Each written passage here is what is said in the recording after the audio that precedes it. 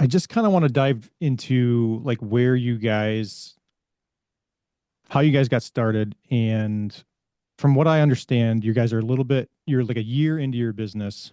And then Stephanie, you came from the music world, right? You were assistant band director, right? Mhm. And then you guys decided that, hey, we want to start a mobile bar. And so, Adam, I don't know much about you. Maybe you guys can just get into, where you came from, why you guys wanted to start your mobile bar, and we'll go from there. Yeah. Um, You want me to lead this, Adam? either way, I'm Okay. happy either way. So I left teaching about 3 years ago to be home with my kids more. And I even went back for a short time just to see, like, am I ready to go back to teaching? And after 8 short weeks, I realized no. I wanted to stay home with my kids, but to continue staying on one income and supporting our family, it started to get scary with the economy we're in. And so Adam was looking on TikTok one day and he saw this video for mobile bars and it piqued his interest. And he's always looking at new things like, hey, why don't we try this? Why don't we try that? And usually everything he brings to me, I'm like, no, no, no. I could just shut it down. And then he showed me this mobile bar stuff, and I was like, okay, well, that's kind of cool. Um, it just definitely was not something ever on my radar, but we reached out to my parents and said, like, what do y'all think of this?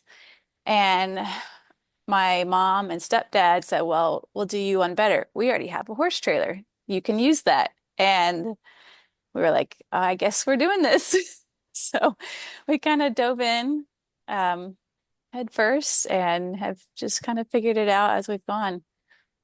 So Adam, why the mobile bar? What piqued your interest on the mobile bar? So I have like a background in like remodeling, home construction, sales, and things like that. So I looked at it and it was a really pretty trailer that somebody put together. And I was like, hey, that's pretty cool. And it was a bar on top of that. And I work full time in the events industry. So I talk to people all the time. So I'm like, Steph, it can't be that hard to be a bartender. Like, I think we could do this and we could build it ourselves. And that's where like the story picked up. And she said a minute ago, she sent a message to her mom and I sent one to her stepdad too. And I was like, hey, if I decide to build this, could you help me? And that's when he was like, okay, I'll do you one better.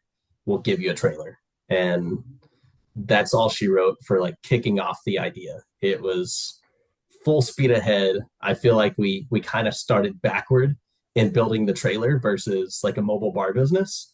So it's pretty funny, but that's kind of what peaked it is watching a silly TikTok, had a cool trailer, and I was like, I can do that. What he So means tell is me, I can do that. We can do that. I can build that, but we can do that. Yeah. tell me more about the events industry. I work full time for the largest flooring, tile, and stone trade show in North America. So Okay. I'm gearing up right now. Our show's at the end of January every year. Um, but I work in very large scale trade shows. So events in general and the pressure that come with them, I'm used to. So I thought about it like, well, we had a wedding. Weddings can't be that bad. Corporate events can't be that bad. And it's kind of what I guess made me not so scared to enter like small scale events with something Okay. like this, um, because it's all about the people. So Now, when you guys got your horse trailer, did you have to do much sandblasting, or what was the condition of the trailer before you guys got it? It was full on horse trailer. I Yeah. mean, you name it, it was in there. Dirt, grass, the flooring, we had to rip all of it out. Um, we had to rip out the stalls. We had to take the um, bars off of the windows. We it did was welding, we did sandblasting, we paint stripped, we did it all. It it was was horse it was a trailer to a bar. full on like if you could imagine like a 1990s two horse trailer with the tack room, which we have pictures, but if you can imagine that has been heavily used for 30 years and they they actively used it. So Yeah, it was disgusting. they used to take it on trail rides, and in the tack room they would set up like a little sleeping area, which is now where Now, we ho hold our cake system. okay, that makes sense. Now, what color did you guys go with when you painted it, and why? White because it was on trend. Um, we thought about other colors. I thought a black one would be really cool, but just kind of the current trends and with, barns being here in Texas, and we knew it would look nice and it would age well. Will we keep it white? I don't know yet, but Hmm. it works for now. Why, why change the color? What don't you like about it? I don't dislike anything about it. I actually love it. But if we saw a preference for something different maybe in the industry, then we would change it then. But at the current moment, we don't see any need to change it. Now, are you guys running your business as, hey, we have a horse trailer, we have a very nice trailer, rent our trailer, or are you geared more towards, hey, we're a mobile bartending company, we can do your event with or without the trailer? That's where I say we started backward. Whenever we first started, we were just pushing the trailer. We Okay. have this, Um, and we got kind of steered in that direction, but now we just kind of do both. It seems to fall in line with we are a mobile bartending company, but we have a trailer, or if you prefer something smaller, we have satellite bars. yeah, and most of the time we end up just using whatever bar top is at the venue if we aren't using the trailer. And if you were to tell me a percentage of the events that you guys are doing with or without the trailer, what would that be? Maybe 60% with the trailer. Does that sound about right, Adam? Yeah, I would say we do utilize the trailer more than just regular setup. And are you Yeah, like if you 60/40. okay. So if you connect with somebody, is there internally, are you guys like, man, I wish these guys wouldn't use the trailer. It's so much easier for us just to go to an event and do it. Or do you guys like the trailer? we love the trailer. It does take a little more work to go out and get it from storage, prep it, get it ready, but I love it's like I know where everything is. Like if I'm in my own home, I'm more comfortable cooking in my own kitchen. I don't want to go to somebody else's home and you know what I mean? So like I know my backup supplies are in there, but I also have stuff that goes with us if we're not using the trailer. But the trailer is just kind of my comfort zone. So I'd much rather use it. It sets up the same every time. Um, I know all the quirks. I think that in the initial stages of even deciding what we're going to do business wise, we decided from the start the trailer was going to be there. So she spent a ton of time deciding exactly how we were going to set up the trailer. We took Okay. dimensions. She drew it to scale. She created a inspiration board, and then we built it. So whenever I feel like I second what she's saying about using the trailer, I would much rather take the trailer out than just set up somewhere because we know exactly what we're getting into. And usually we can load in, load out in half an hour. So it really is set up the way that she wanted it. It's great for Where- hauling the big coolers and stuff too, Okay. Yeah. which are better in the trailer than our vehicle. So where did you get your inspiration? You said you created a board, a vision board. Like where did you get your ideas from there? I kind of just went through like Google Images. There's a Facebook group for mobile bar owners. I went through images there, Pinterest. Those are kind of the three main places. Kind of just going down rabbit holes and stuff too. Like, oh, I see something I like. But I had a pretty clear idea early on. There was a specific backsplash I wanted, Yeah. and it's white and gold, and it's really pretty. And that's where our taps are installed too. Okay. And so with that, everything else followed. Gold accents, natural wood, cedar wood tones. Is there anything that you would change now that you've used it so many times in like ice bin placement or shelf placement, or like what would you change if you were to do it again? I don't know that I would change much. It doesn't, we have a set of cabinets that sit behind us in the bar, and I have it for supplies, which most of those supplies like there's empty space in there. But there's this really pretty cedar countertop on it, which is great because I can set the wine bins on top of there or whatever. All of our liquor bottles go behind us. So even though I don't really need the cabinets as much as I thought I would, I do need that countertop space. And that might be the only thing. And then as far as our serving window and the other shelving we put in, I I really like it. At first, we started with one of those big ice bins on legs that you would Mhm. see like in a kitchen, a restaurant kitchen, behind a bar. And we found out really quickly that's a pain in the butt and not at all worth it.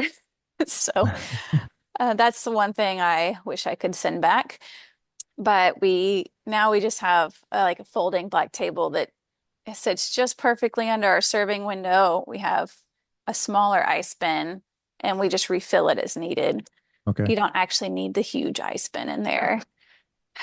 Everything else I feel good about. Like our taps sit right in a window that opens where everybody can see the beautiful backsplash I put in. And then we have a sink. I After using it for a year now, I feel good about the design. There's things we could improve on, I'm sure, but as far as use being user friendly and I think it's good. I like it. The only thing I would change is the way we where our back cabinets are that have like our sink and our drawers, and that's where we reach over to pull the taps. If if I could push that back another 8 or so inches, it'd be perfect. But that 8 inches is actually where we housed all the electricity for the trailer. So there wasn't a good place to put it. But if I could, I would make that less of a reach to pull the Oh, taps. yeah, we didn't have much choice on that though because of the trailer design itself. That was Yeah. where like the feeding stalls were, where you would put like hay in for the horses or whatever. So So it now was you an guys that sounds like that's a larger trailer than the normal two stall trailer that people that you usually see, right? It Yeah, is. it's pretty big. I think it's 16 feet from the tongue to the back, and then 8 inches, 18, sorry, 8 feet across. Now, how many taps did you guys put in there? We went with three. Three. And do you find that as that's enough, or would you rather have more? It's been enough for us. Been enough so Um, far. yeah. The one We've been able to use, I think, all three at one point, but usually we need maybe two at most. the one thing that I should have bought up front that I haven't is I think it's your cold one, Yeah. like your single tap. That would be really really helpful. After doing events, we've done everything from corporate party to wedding to festivals where we're doing hundreds of drinks an hour. Okay. That's the one thing that I feel like it would lack. Instead of adding like more taps in the wall, I could definitely see us going with like the standalone cold one to have them on, say, like the back, since we have the counter behind us. Yeah. Whenever we do batch cocktails, we either keg it and I'll do it in the regular taps, or we'll put it in dispensers. And that's the one thing that I've thought about actually putting on the back counter to for the overflow. Like if we have multiple cocktails. Mm. So would the cold one is a 2 gallon keg? Is that enough for you guys? It is with the ease of it. What we do is we use food safe buckets whenever we batch that have screw on tops, and then we keep those cold so that whenever we have to reload, we'll depressurize, pull the spear, reload it, and put it back. Oh, okay. So we just Interesting. reload. Now you guys, I noticed on social media, you guys go to a pickleball facility frequently. Talk to me about that. Man, that's a fun one. So, well, we had a girl in the neighborhood that reached out that works for Kinder Scott, and they were going to have a pickleball launch at a place here in McKinney called the Pickler. Give them a shout out because they helped us out. But we went there for a Kinder Scott launch and ended up just being friends with everybody there. And during that, we met a lady that does a single pickleballers event in DFW for single people just to come have a safe place to play without being hit on at the court. You just come make friends, play, and we've continued to do that event every single month since then, um, and just made friends that way. And now we're going into another pickleball place here in DFW, and their whole goal is to have a lot more stores by the middle of the year, and hopefully going to be their go-to bartenders for events.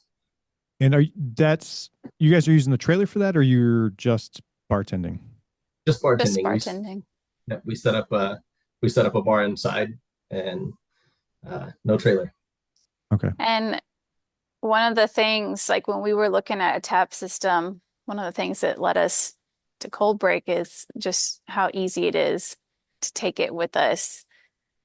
Something on my to-do list I haven't done yet, but I want to build like a really nice like display box kind of. Like it covers the Coldbreak box, but the taps come out, and so I'd build the taps into like um something that looks nice, you know. Yeah. Yep. I just haven't Yep. done it yet. Yeah, jockey box covers are a pretty popular thing in the beer industry, and we have one. We have a guy in town. Like Grand Rapids is known for furniture manufacturing, and we have a lot of like small woodworkers in town here. And so we found one that a guy in town here that makes really nice jockey box covers for us. But we did find out that nobody wants to pay a lot of money for a jockey box cover. So Well, I like to build things and craft and come up with ideas. So I probably would try to build it myself anyways. yeah, that's the fun part, right? Yeah, Yeah. that's the fun part. Talk to me about what you thought this was going to look like versus what it actually looks like running the business now. Tell me about, your family life, how you guys coordinate, who's watching the kids, who's going to the event, that kind of You thing. you want the truth? Yeah, I do. I want the truth. To be honest, Adam kind of pulled me kicking and screaming through the mud just to get this saying off the ground. Like, yes, we had the idea. We knew we wanted to be called Wild Spirits, came up with a logo pretty fast, and then reality kind of kicked in like, oh, we are diving into the entrepreneurial world, and Mhm. this is nothing in my wheelhouse. Like building the trailer, loved it. Um, I like working with my hands and building stuff. That was great. But when it came to starting a business, it was just like you're spinning all the plates at the same time. And I don't even know what's on the plates. You know, um, it was scary for me to go into all of this. Neither of us had bartending experience, and the people that we talked to in the industry kept assuring us like, you don't have to, you don't have to, you don't have to. But then there's people in Facebook groups that are like, well, you're an idiot if you don't have experience. You need to go get a job bartending somewhere before you do this.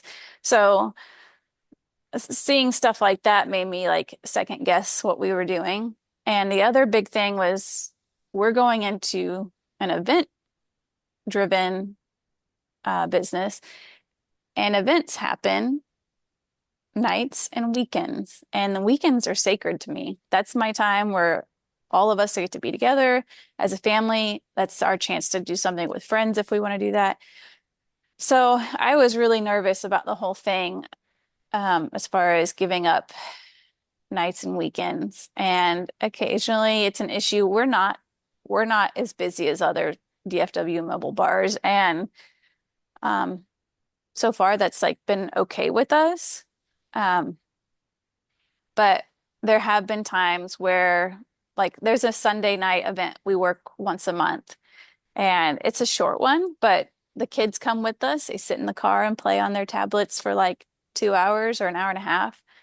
And they just kind of have to tag along with us. And other times, like just this weekend, Adam went and worked an event at the pickleball place, and I stayed home with the kids. And we've got a couple really close friends and family now that we have TABC certified, where if we do need two bartenders and one of us needs to stay home, we just send them out. Um, It'll be like Adam and our brother-in-law, or it'll be me and one of my good friends. And if there's an event where we want both of us, like sometimes we feel it's really important for both of us to be the face of the business, then we get a sitter or we have a friend in the neighborhood who's willing to watch our kids. So that's kind of how that's worked out so far. Yeah, it's like that reality of entrepreneurship kicking Yeah. in. Yeah. And I didn't even know what I was, I didn't know what I didn't know. I didn't know what I was Yeah. getting into at all. I That's knew how to where make a trailer look pretty, Yeah. but I didn't know anything else. that's where my mindset shifted to, like, we don't pump a bunch of advertisements out there. We get a lot of word of mouth, friend of a friend through a friend. We donate the trailer and bartending service to certain things to get in front of people. And I think that we've done a really good job on focusing on the relationship side of things. So things flow in versus having to, go spend a lot of marketing dollars to do advertisements versus spending those dollars to be part of something and build a relationship with those people. So that's where I feel like the strategic part of slowly growing versus just blasting ourselves out there has really worked for us. Like she said, when it comes to like the kids and the family side of it too. Mm, yeah. And I will say, me and Adam, it's very important to both of us that people like what they're getting and like us, like the service. Um, we have yet to have anybody say anything negative. Not that I think they would to our face, but it's been apparent that it's been a really positive experience in every bartending event we've done. And we hear, horror stories from other people, or like, I reached out to this company and I never heard back, or they took our money or whatever. Like there's all kinds of horror stories out there, but how we are perceived is very important to us. We care about people truly, and Adam is really good at building relationships. He's kind of the more outgoing one, so he's good at kicking things off like that. And I'm a teacher by trade. Like I just naturally have that kind of nurturing nature about me. So that's a big part of how we want to present ourselves, I guess. So we built a mobile bar. We found a horse trailer here in town. It's not what we do, but we found one. We just wanted to know the experience. We would like, okay, how are our systems going to be integrated into this? So maybe we can adapt our products, to what you guys need. That's, I don't know, it's just how we do business here, right? Too. We try to figure out your pain points. And when we built it, like we used it for my daughter's wedding, and that was a learning experience. We'd never bartended before. I've worked in breweries before, and I've poured beer a lot of times, but I've never made cocktails for people in front of people. So I know how nervous it can be. I don't know like your first experience of pouring cocktails in front of somebody. Maybe we can get into that in a minute, but it was quickly like so when we had it, we were like, all right, we can use this trailer occasionally for maybe some local friends and just for different businesses that we have relationships with. We'll just use it every once in a while. But neither one of us really, my business partner and I, never really wanted to do the nights and weekends and do more of what we're doing now, including the Right. nights and weekends, right? So we're like, let's not start a business with it. Let's just use it occasionally. So then we tried to sell it, and we had somebody approach us, and we are like, hey, there's two of us. We want to buy this from you. Well, her business partner wound up backing out. So she came to us and she was like, well, do you guys want to partner with me? And we were like, oh, yeah, we could do that. I guess, we've already built the trailer. We've got the thing. And if you're going to run it, yeah, go for it. So we did that. And the entrepreneurial side of things, it hit her. And it's like, oh, well, I have to do all of the things.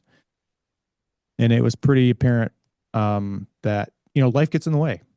and sometimes things don't Mhm. work. And you'd mentioned the Facebook groups, and we see trailers that are built and sold over and over again, and I think Mhm. that's part of the reason why is people get into it. They have this idea of what they want the business to look like, and then the reality hits like, oh, you have to know how to do all of these things, whether it's accounting, whether it's customer service, whether it's how to Keeping your log into your books. Facebook page. Yeah, yeah, Yeah. right. And Facebook and TikTok, and you have to add all of these things to it, and it quickly becomes overwhelming, Yeah. including the business, right? That's not even selling or answering the emails, answering the phone calls, answering the Facebook messages, Yeah. and Well, all of the things.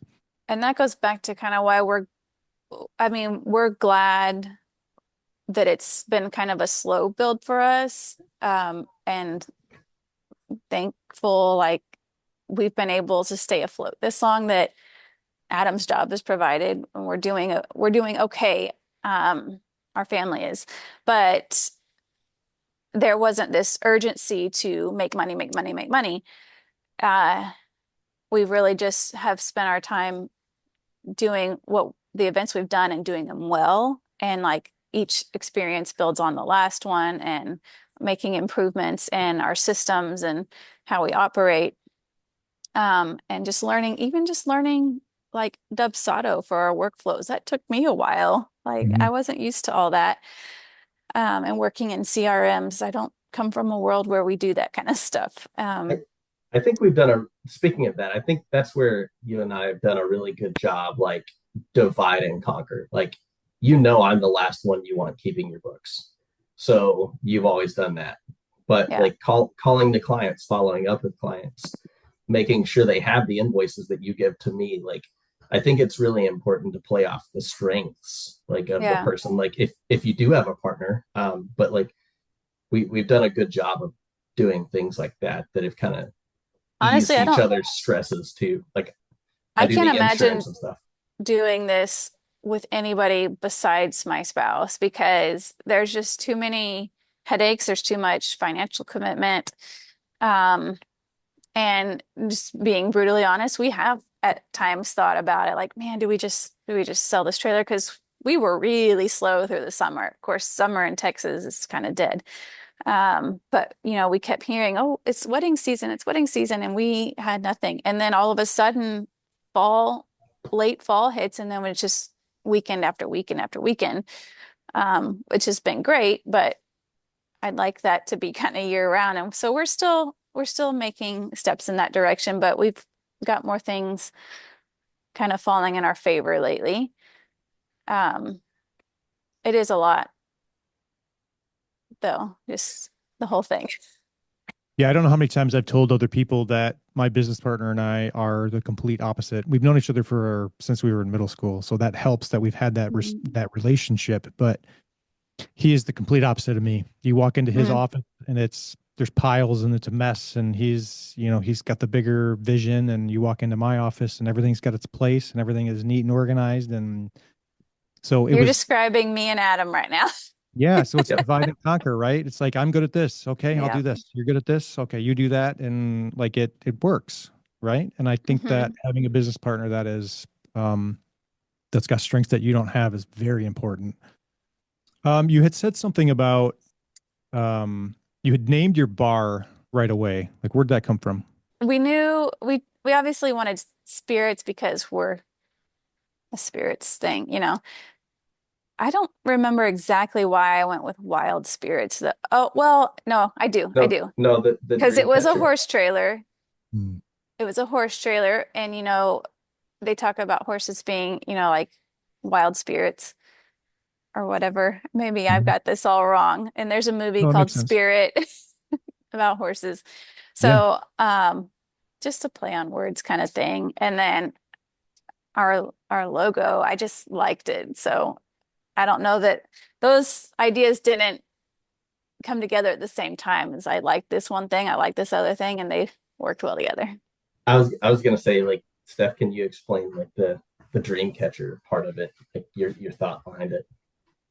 Oh, I don't know what you're referring to, Adam, So but you I so like the whenever logo.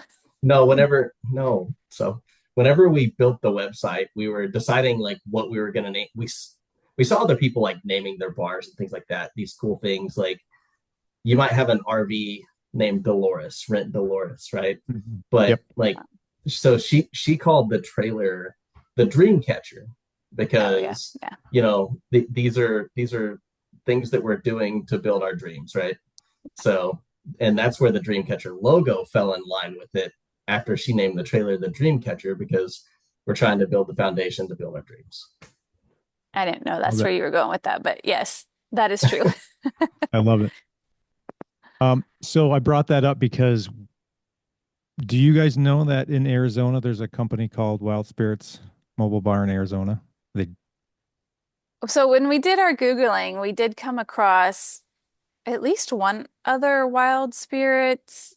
I can't remember if it was Arizona or not, I think but I saw the one we, from California. yeah, so and we searched like social media and stuff and didn't find anything that was like real active and current. So we figured we were safe, and we knew for sure in Texas we were good to go.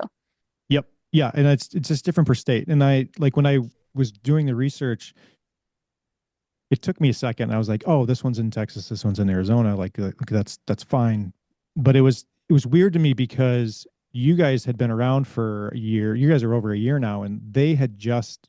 I looked into when they filed their website, and it's Oh it's yeah. been pretty recent. And so it's weird to me because like why would you pick if you're in Arizona and I'm going to name my bar Wild Spirits Mobile Bar and there is an active one near me, why would I choose that same name? So it's confusing to me to build a business, put that much time and energy into it, knowing that there's somebody out there with the same name, but I'm going to go ahead and do it anyway. And I bring this up because this happened to us. We'd been around for 10 years. And Coldbreak, I don't know if you know this or not, but Coldbreak is an actual part of the brewing process. And because when we were formed, we were an immersion chiller, wort chiller manufacturer. And when you're chilling wort to make beer, during that chilling process, the proteins kind of clump together, and that's called a cold break. That's what that comes from. And we made immersion chillers, and so jockey boxes and mobile draft equipment really weren't a thing for us when we were doing this, and our business evolved into this. So it can get kind of confusing. But there's a brewery not far from us in Toronto, near Toronto. So we're in Grand Rapids, Michigan. So they're in another country, but they're not that far from us. But we also sold our products in Canada, and their brewery popped up. And we were like, why would you do that? Like, we're not far from you. And you're like, we have products over there in Canada. And so we emailed them and we sent a message on their Facebook and saying, hey, just a heads up, like, maybe don't do this. Like, this doesn't make any sense from my point of view. Like, I wouldn't, but maybe not do that. So, Yes.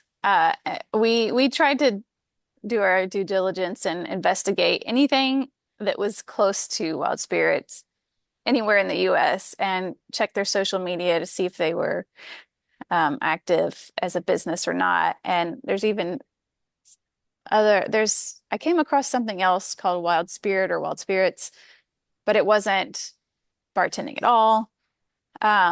But we went ahead and trademarked it, so we got dibs. oh, nice. That's awesome. Good for you guys. We win. Yeah, that's great. I'm glad you did that. Yeah, we wound up doing that too in the US. We didn't do it in Canada, but we were like, that's what kicked it off. We're like, all right, so someone's going to do this again. And so we'll just trademark the word cold break for mobile draft Yeah. equipment, right? So you can't, we wouldn't trademark it for the process because that would be dumb. Right. It's a thing, right? Like we named our company after a thing. So Yeah. we run into it on Amazon every once in a while, the word jockey box. So when we do a product listing we're a vendor for Amazon, not an actual, like we're not a seller. So Amazon buys wholesale from us. And every time I do, so the listing is different on how I add products. And every time that I do it, a lot of times Jockey, the brand Jockey, they have trademark, they've got brand Oh, protection yeah. and stuff like that. But because of the word jockey boxes in the title, it gets flagged sometimes and then they won't Oh allow it. no. And so then I Oh got to go wow. through the process of saying, hey, like this is not, I'm not selling underwear. It's called a Right. jockey box. Like you can't, like what if I was selling a jockey figurine? Like Yeah. they don't own the word jockey. So anyway, we Yeah. Yeah. run every once in a while too. So How funny. you had mentioned that you're using friends and family for employees. How far off are you guys from hiring other bartenders? There hasn't been a need yet, but there's been a couple times where we said, man, it would be nice if we had someone to go out and work this event right now. Like a Saturday Yeah. night. Adam worked one on Saturday night. And I was like, man, it'd be nice if somebody Well, else there, would go work this. But at the same time, this is for me, it's my escape from the home. As Okay. I'm not teaching anymore. I'm not around other adults, other professionals. So this is nice for me to have something to do and interact with people that are my own age, um, and not 5 years old or two. And I like us being present at our events. And I don't really ever foresee us not having somebody really close in our circle being at our events without us. Okay. Um, we've I got, I would say, 3 or 4 people. So there's only been one time where I think we went like event one day, event next day, event next day, and Random. we kind of were like, oh man, it really would be nice to have somebody here. Or That's a there's lot. there's been a couple things, like we do a very large food festival. It's called Chefs for Farmers. It's downtown Dallas, and they bring top chefs from everywhere in to do. They compete for the small bite or the best bite prize. Those are events where it's like, it'd be nice to have somebody, to where we could get out, because we probably did 2,000 drinks in 3 hours. But um, those So are do the you guys times have a liquor where it's like license? having somebody. So are you We guys actually spec- selling those? no, we No. we aren't Okay. selling there. We're giving those away. Okay. But we don't specifically have a liquor license, but we do partner with a friend that does have a liquor license. So if we Well, need one, then he gets us a day permit for where we're going. at Okay. that festival we're talking about, though, I'm actually wearing their sweatshirt. There's a liquor sponsor who carries the liquor license. So like Patron was the sponsor of the drinks. We were just serving, and like the Patron reps were there with us.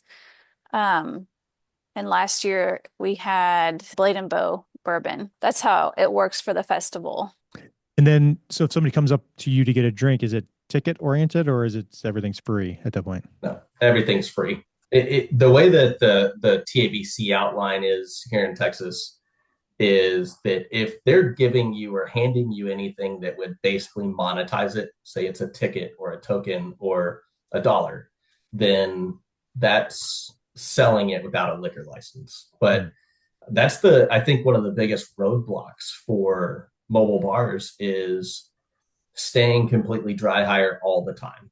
I Yeah. think that Yeah. once you find a partner, or you get a warehouse and you get a liquor license, it really opens up the doors, because you can go in But and you can do cash bars. that's really not feasible for a lot of people. That's why I say it's probably, yeah, it's probably one of the biggest roadblocks for a mobile bar. Honestly, if the law would allow it, it would be so much easier if we could just simply purchase it, Mhm. invoice it with documentation that the customer is paying us back, but we made the order, we picked it up and brought it to the event. We're not even allowed to do that. But that would just make life so much easier for mobile bartenders. Yeah. I don't So even care Especially about cash in the bars dry that hire much. realm. Yeah, the Yeah. dry yeah, hire realm for sure. Michigan, I think it was during COVID when Michigan kind of pivoted when all of the delivery like shipped and when all the delivery stuff started happening. We can get a special license in Michigan now that we can't purchase the alcohol for you. So let's say I'm like coordinating an event with you guys. I can put your order together and say, hey, your beer order is going to be $750. You're not buying it from me. You're buying it from this liquor store or this bar or this brewery. You pay them directly. But with this new license, I can go pick it up. So I'm in control of it. As long as you're not paying me directly, and handing that money over to me, I can still go get it, tap it, touch Yeah. it, do everything I can. Be But prepared for the event. yeah, exactly. Yeah. Because I one of the things I don't like is like if you're going to provide the beer, like I don't want you picking the beer up a day before, Hmm. putting it outside or putting it in your garage, and then letting it sit there all day and all night, and then giving it to me and like, well, here's your beer. Like, okay, well, Right. did you keep it cold? Like, what, not being in control of it is kind of difficult sometimes. Maybe I Yeah. need to revisit what Texas law says, but if we could do that, that would be just so much nicer. Yeah. Because typically what I do is I do go online and I make the cart for the order. That way I get the exact brands that we want, the sizes of bottles that we need, and then I call our client and say, I'm ready for your credit card number. Oh, that's a good idea. And That's a good then way. we set it for a pickup time. And I was like, okay, your order's been put through and your pickup window is such and such time on this day. And Yep. they still have to pick it up, but it would be way better if I could just go do that Mm, part of it. yeah. Yeah. I never thought about doing that. That's a good workaround. Yep. And a lot of our clients ask for suggestions. They're not sure what to get. We're fortunate also, our brother-in-law is in the wine industry, and so he knows wines super well. And we don't know different liquors super well. We know like obviously the standards, but Adam's like a bourbon snob. So when it comes to that, we can kind of guide our clients pretty well too. So we've been very fortunate to have just some things that have kept us handling the business well without being in over our heads. Now, are your clients surprised at the amount when you tell them like, hey, your liquor's only going to be $500, it's only going to be $1,000, or like, did they have a, a vision of what they thought it was going to be compared to what it was with you guys as a mobile, like a dry hire? Nobody I seemed to be bothered by a liquor cost, especially when I can show them like, hey, this is what we're getting. And they haven't even batted an eye at like quantities. And mhm. typically it's because we let them know if you go through this store or this store, you can return unopened cases or unchilled bottles. So if we overbuy, they can return product that hasn't been Okay. used. If anything, I think the pricing of just having a mobile bar service in general has makes people kind of shy away from it because there's bartenders out there who are just simply going in for 30, $40 an hour and that's it. The client's going to have to provide the cups, the napkins, all the things. Yeah. Those are And the guys that may or may not have insurance, things like that. that too. We carry a GL, we carry a liquor liability insurance. The little things that you don't think about whenever you're hiring a bartender, like you think I'm going to get a party bartender, and they don't think about that that guy's probably going to show up with just a table and all of your utensils and find what you can in the house to open it. He might have a bar key, but that's where cups, napkins, all the decorations, all The uh, setup, making the the menu, making the menu. shopping list, knowing the quantities, like if you're going to have 50 people or 100 people, how much wine should I have? How much beer should I have? How much cocktail? That's where Do you people want a don't craft realize. cocktail? But then the most important thing that I always tell people, is, you know, at the end of the day, if we lose somebody over a price, I hope that we don't. I don't. I tell people all the time, we're not as much dollar driven as we are. We care about people. We're Mhm. people driven. So those people that do get upset with the price, I just remind them, it's we're tip certified to make sure that we're not overpouring anybody, and we do have general liability insurance up to $2 million in case somebody gets hurt on your property, and then we have liquor liability. God forbid somebody does get in a car and have a crash, which they shouldn't. We're going to make sure to monitor those things, but those are the safeguards that we pay for up front in overhead costs to make sure that they don't have those liabilities on them. Mhm. So So how have you guys adjusted your price over the year from where Um, you started to where you are now? I don't feel that's another topic that we put a ton of time into a because lot. And it changed a little bit at first, like the first month or two, just to kind of get a feel as we were booking stuff. But I think We- that we've been fortunate to have an industry partner that's been in the industry. He's been in the mobile beverage industry in Dallas for 30 years. So oh, we were fortunate to have him mentor us on some of this type of stuff up front. So the biggest thing that we've changed as far as our pricing over the year is really just we lowered the cost of our trailer to go out. We started it kind of high, close to $700, and we took that down to half of that this year to encourage people more to take the trailer over just having a normal satellite bar, because you might rent a satellite bar for $175, or we'll bring the trailer out for 350 and then you get all of this. So the way our pricing is, typically it's per person per hour. So if you have Okay. 75 people, you'd mm, start hold on, Adam. here. I'll let Steph explain that. I'm the spreadsheet one. Okay. I'm the spreadsheet girl. We have a package price, which is a per person cost. And then we have our hourly bartender rate. And then we have our horse trailer. And so we, before we ever went live with pricing or put it on our website, I played around with different scenarios and I have it set up in a spreadsheet. Like if we had an event for 50 people versus 150, like what is the total number come to? Plus, I kind of did like a cost breakdown of what does it cost to serve a person a drink, cup, straw, napkin, like material, and just to kind of see where our margins are. And trust me, I'm not like a business person. I could not tell you exactly what our margins are, but I can tell you that we would at least be profitable.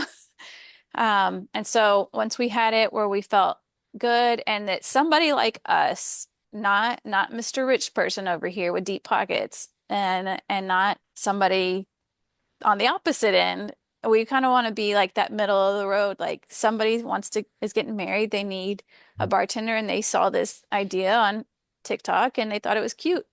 We want it to be affordable. There's this big push kind of in this mobile bar world of like we're a luxury service and yeah we are, but at the same time like we're not necessarily trying to cater to luxury. We're trying to make somebody's day special, whether that be a corporate party or their wedding or birthday party or baby shower. We just did a baby shower that was insane and we did have the trailer there and we had the taps going. um it was amazing. And that's what we're here to do. So we're not trying to like price ourselves like So you do the combination, is what I'm hearing. You do a per person fee, mhm, then you mhm, have a bartender fee, and then you have mhm. your trailer fee. Yep. So when Yeah. somebody wants a quote from you guys, that's what those are the line items that they're going to see. Yeah. And we wanted it to be as simple as possible because I was even thinking back to when we got married and granted, what, 8 years ago, the things that are trending now they weren't even in existence 8 years ago. That's how fast things are evolving with social media and everything. Mhm. Um, Getting a bartender 8 years ago was like, you didn't think to do something like this. There weren't horse trailers, there weren't all these cutesy things. The beer burros, which is a big thing now. Go back to that a second, though. I'm gonna interrupt your train of thought. The beer what? Burrows? Burros, like the donkeys that carry beer. Have I you don't know seen this. those? No. Oh, they're adorable. They're Okay. so cute. Tell me about this. Yeah. Maybe it's a Texas thing. I Could don't be. I really don't. We know. don't. Yeah. But I they're might have a donkey next donkeys. month. Yeah. Really. Hey, no, no, we're not getting a donkey, The kids will love it. right? But yeah, there's beer burros here in Texas, and that's a big trend. The weddings where the donkeys, I guess they're carrying beer. I'm not sure. I haven't investigated enough, but I do know it's a thing. And the pricing goes up as, like she was saying, like we do beer and wine per Yeah. person. We do beer and wine signature cocktails per person. Okay. And And then then we if you do, do a full bar, it's a different per person charge. so they kind of Okay. tier up as they get more complex. Are there any companies you're mimicking or that you're keeping an eye on and you're like, oh, I like the way that they do that, or that's a good idea. I'm going to steal that. Uh, I feel like we're all out here kind of doing the similar things. And to be honest, there's a bunch of us who probably went through the same system to get started. Did you There's go through Sarah's academy? Yeah, so we Yeah. went through Okay. Sarah's Academy. So I didn't know if Okay. I should say that out loud or not, No, that's but okay. Sarah's coming on next week, so we're going to oh, talk about. perfect. Sweet. Yeah. Yeah. So we went through Mobile Bev Pros, and through that we've discovered Joel Black, who set up our Dubsado and website. And now when I look at other DFW Ecench. mobile bars, oh yeah, and eCinch, yeah. eCinch is his thing, but he set up our website also. And that way they are all integrated correctly. So anyways, now when I look at other DFW mobile bars, I can tell who's had a web design by Joel. So I know that they've probably gone through Mobile Bev Pros also, because Sarah's the one who recommends eCinch. Okay. And so that's how that's all connected. I do have a friend who works really close to us. She doesn't live far at all, and she's got a trailer, but she is slammed all the time, and her business is kicking butt. But she almost never uses her trailer, so she's thought Okay. about selling it. But she also does coordinating. She has people that work. I guess she works with them to do like balloon arches. She has a lot of different pieces in her mobile bar business. So she's got a whole team of bartenders, and so I've worked some events for her also. We're coming up on an hour here, guys. I appreciate you taking the time with me. One more question for you. And do you have any advice for people listening that are maybe starting a mobile bar or have a mobile bar? It's more than you think it is. And there's no way to like prepare somebody for that until they just get into it. But I think that's with anything entrepreneurship related. We have a friend, really close friends, that they're trying to kick off a business, and she was saying, like, I just didn't know how much was involved. I'm like, yeah, I could have told you that, but we were no different, so I couldn't judge her for that. Like, Yeah. we were in the same boat. Um, and just know if somebody decides to pursue it without, if they're lacking in some of the key areas, like we weren't bartenders. So they might feel, anybody who goes in without bartending experience, they might feel in over their head, just like we did.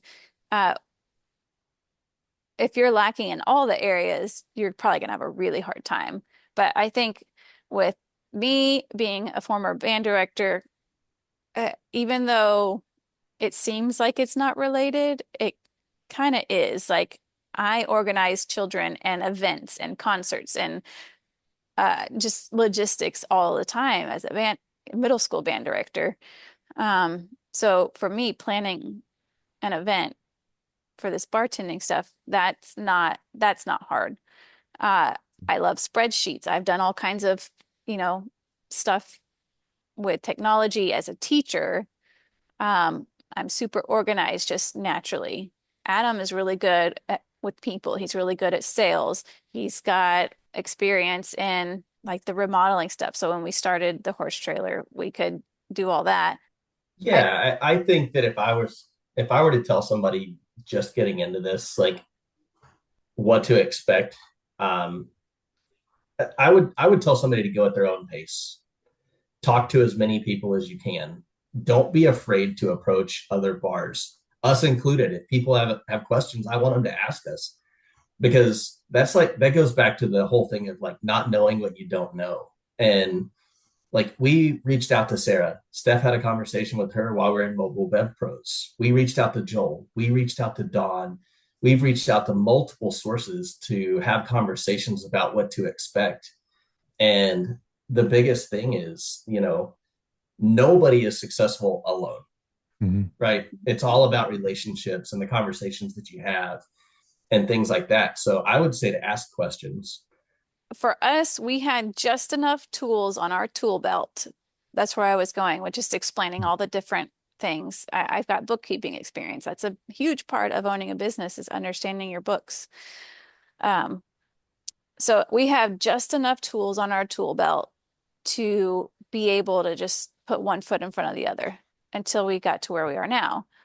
If people are lacking some of those tools, they're going to have a hard time. because it's just so much to learn and it can be defeating.